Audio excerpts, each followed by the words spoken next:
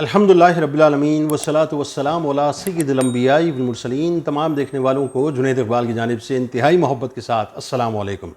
ناظرین کرام، رمضان المبارک کا مہینہ ظاہر ہے جاری و ساری ہے، اور یہ میرے رب کا کتنا بڑا کرم ہے ہم گناہ گاروں پر، کتنا عظیم ترین کرم ہے صاحب کہ اس کے انعامات کی، اس کی رحمتوں کی برکھا مستقل برس رہی ہے۔ اور اس نے ہمیں یعنی روزہ داروں کو جنہوں نے روزے رکھے ہیں، اور اللہ تبارک و تعالیٰ ہم تمام مسلمانوں کو روزہ رکھنے کی توفیق عطا فرمائے۔ یہ بڑی لطیف، بڑی کمال اور بڑی عظیم ترین عبادت ہے صاحب، بڑی عظیم ترین، یعنی ہم اس کا تصور ہی نہیں کر سکتے نا۔ آپ سوچئے کہ سرکار مدینہ صلی اللہ علیہ وآلہ وسلم نے فرمایا کہ جنت کے 8 دروازے، کتنے ہیں؟ 8 دروازے ہیں، ان میں سے ایک دروازے کا نام ریان ہے، جسے باب الریان کہا جاتا ہے، اور اس میں سے صرف وہی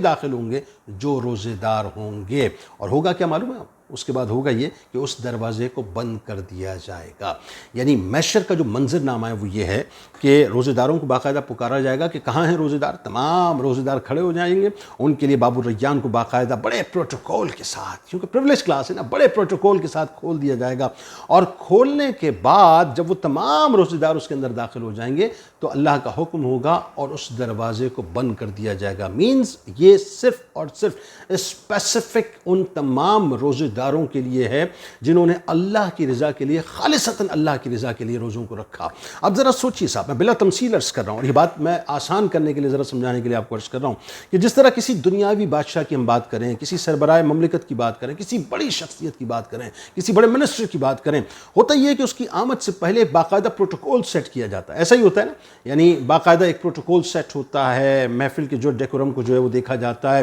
اور اس کے منٹس باقاعدہ ترتیب دیے جاتے ہیں، اس کی سیکیورٹی کے انتظام کو بہتر کیا جاتا ہے کہ کہیں کسی قسم کا کچھ سیکیورٹی کا لیپس نہ آ جائے۔ اسی طرح سے راستے مکمل طور پہ صاف کیے جاتے ہیں، وی آئی پی کوریڈورز بنائے جاتے ہیں، پھر اس کے بعد وی آئی پی گیٹس بنائے جاتے ہیں تاکہ اس کی جو انٹرنس ہے، اس کی جو ایگزٹ ہے، وہ کسی قسم کا جو ہے مطلب اس کو پرابلم نہ کرے، کہیں بھی کسی قسم کی کوئی تکلیف اس کو نہ ہو۔ اب ذرا سوچیے گا، یہ میں نے بلا تمثیل عرض کیا، ظاہر ہے یہ منسٹروں کی ان کی کیا اوقات ہے، لیکن وہی بات ہے، ایسے ہی اللہ تبارک و تعالیٰ نے روزے داروں کو اپنے پیارے محبوب صلی اللہ علیہ وآلہ وسلم کے صدقے اور طفیل، یعنی پیارے اور محبوب ترین بندوں کی صف میں اس انداز سے کھڑا کیا ہے صاحب کہ جسے آپ اگر اللہ کی پریویلیج کلاس کہیں، یعنی اللہ کی جو اعلیٰ و عرفہ بندوں کی کلاس ہے، اگر وہ کہیں تو غلط نہ ہوگا۔ یعنی روزے دار اللہ کے وہ وی آئی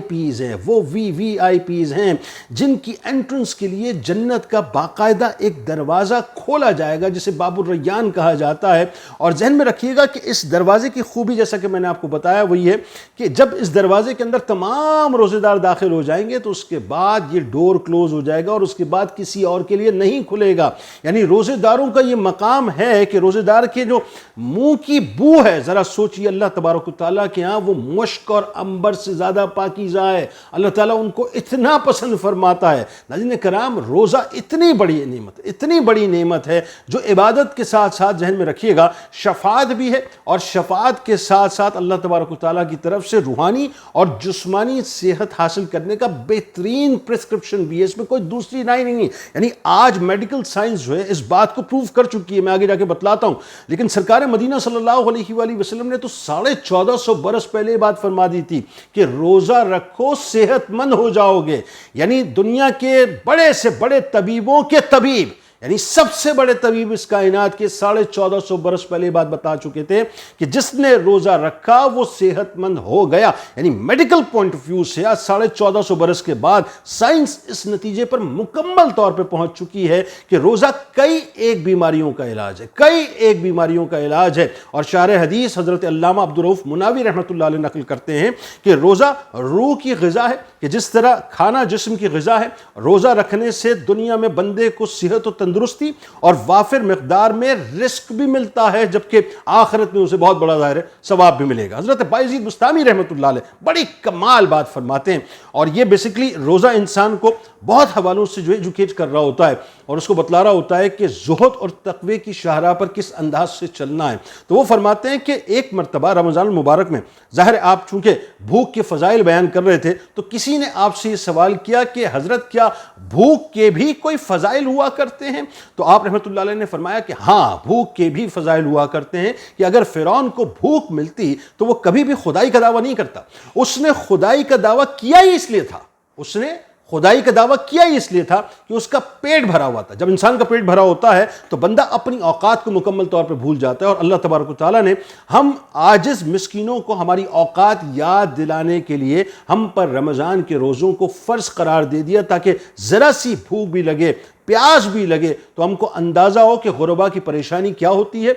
جو مسکین ہیں، جو بھوکے ہیں بیچارے، جو غریب ہیں، جو کچھ بھی نہیں کھا سکتے، ان کی پریشانی کیا ہوتی ہے، جن کے پاس 2 وقت کھانا نہیں ہوتا، ایکچولی وہ کس طرح گزارا کرتے ہیں، اس کا احساس ہمیں ان رمضان کے روزوں سے ہو جایا کرتا ہے۔ یاد رکھیے گا کہ اللہ تبارک و تعالیٰ نے ہمیں بہت کرم سے نوازا ہے، اور یہ جو رمضان المبارک کا مہینہ ہے نا، یہ بنیادی طور پہ ہمیں یہ بتلاتا ہے کہ ہمیں اپنے آپ کو تقوی کے لیے، پرہیزگاری کے لیے، اللہ تبارک و تعالیٰ کی رضا کے لیے راضی کرنا ہے۔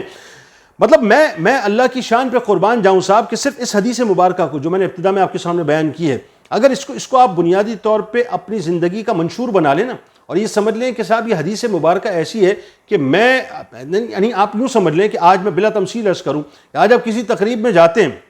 چلیں اور آسان کر کے میں آپ کو سمجھا دیتا ہوں، تو بہت سے لوگ ہوتے ہیں جو میں عام پبلک کی بات کر رہا ہوں، کسی ایونٹ میں جاتے ہیں تو آپ یہ سوچتے ہیں کہ صاحب مجھے VVIP پاس مل جائے۔ کیوں چاہتے ہیں؟ اس لیے چاہتے ہیں کہ آپ کو جاتے وقت پرابلم نہ ہو، آپ VVIP انکلوجر میں بیٹھ جائیں، جیسے آج PSL ہو رہا ہے، یوں سمجھ لیجیے PSL کے VVIP پاس کے لیے جو ہے وہ لوگ بڑا مچلتے تھے، جیسے PSL ابھی گزرا ہے تو اس کے لیے لوگ بہت مچلتے تھے اور یہ کہتے تھے صاحب کہ VVIP پاس کسی طرح سے مل جائے۔ کیوں؟ کہ ہم ذرا انٹرٹین ہو جائیں گے، ایک اچھے انکلوجر میں بیٹھ جائیں گے، اچھی گیلری کے اندر بیٹھ کے VVIP ٹریٹمنٹ کے ساتھ جو ہے ہم میچ کو انجوائے بھی کر لیں گے اور دیکھ بھی لیں گے۔ بلا تمثیل میں ایک بات عرض کر رہا ہوں،